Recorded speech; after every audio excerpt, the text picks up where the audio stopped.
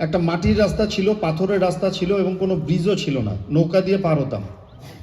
2011 সালে ক্ষমতায় এসে প্রথম আমি এখানে ব্রিজটার পরিকল্পনা দিই এবং আপনারা জানেন যে উত্তরবঙ্গ উন্নয়ন থেকে এই ব্রিজটা আমরা তৈরি করে দিয়েছিলাম। তখন আমি এমএলএ ছিলাম না। তারপরে মনের মানুষের শুটিং এখানে হওয়ার ফল আমরা এই এলাকায় পর্যটন থেকে আমরা একটা পর্যটনের গ্রাম আমরা এখানে তৈরি করেছিলাম, যেটা চিলাপাতাকে সারা বিশ্বের কাছে পরিচয় করিয়ে দেওয়ার জন্য। এই চিলাপাতা এমন একটা জায়গা, এখানে বিশ্বের অনেক মানুষ আসে গবেষণা করে। আমাদের আভা ভাই বোনরা খুব ভালো নাচ করেন, তাদের হাতের কাজ ভালো, তাদের আচার ব্যবহার ভালো, ধর্মীয় অনুষ্ঠানগুলো দেখার মতন।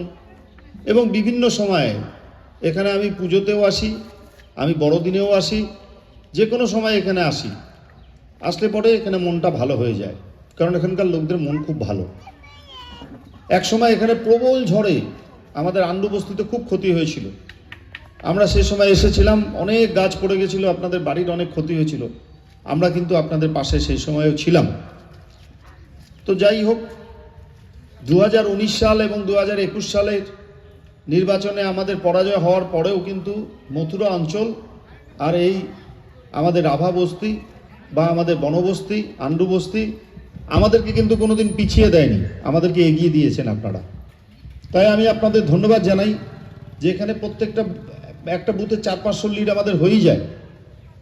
সেখানে কিছু মানুষ তারা ভুল বুঝে হোক, কোনো কারণে উদ্দেশ্য প্রণোদিতভাবে তারা তৃণমূল কংগ্রেস ছেড়ে বিজেপিতে গেছেন। এখন নির্বাচনের সময় আপনি তো জানেন বিজেপি অনেক টোপ দেয়, অনেক কিছু দেয়, অনেক কিছু বলে, কিন্তু কিছুই করে না। আমরা বিগত দিনে বিজেপির লোকদের দেখেছি, বিজেপি থেকে জনপ্রতিনিধি হওয়ার পর কোনো কিছু করতে পারে না। তাই তো সুমন কাঞ্জিলাল বিজেপিতে কিছু করতে পারছেন না বলেই সে আবার তৃণমূল কংগ্রেসে এসে আমাদের এখানে এসে কাজ করার চেষ্টা করছে, আমরা তাকে সহযোগিতা করছি। এই এলাকার পেবার ব্লকের রাস্তা এবং মথুরাতে চা বাগানে জলের ব্যবস্থা, এগুলো সব আমরা করেছি।